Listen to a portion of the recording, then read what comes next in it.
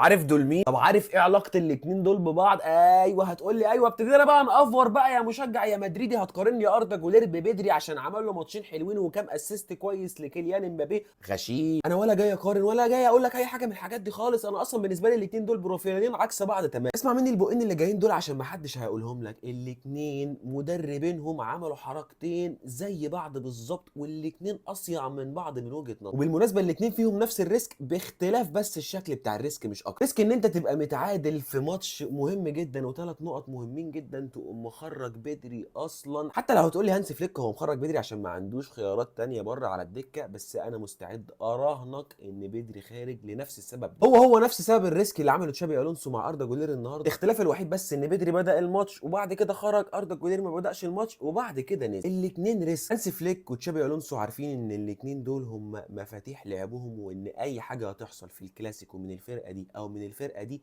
1000% الاتنين دول هيبقوا مشاركين فيه. الفكره كلها في طريقه الريسك، والاتنين عشان هم مدربين محنكين فعلا الحظ خدم الاتنين. واحد الحظ خدمه ان اراوخو نزل يسجل جول وجاب له الثلاث نقط في اخر ثانيه من الماتش، والتاني الحظ خدمه ان كوره واحده بس لمسها الكيليان امبابي ما كانتش عايزه تخش اساسا دخلت جول. وارجع افتكر الكلام ده تاني، اي جول هيجي اذا كان هنا او هنا حد من الاتنين دول هيبقى مؤثر فيه.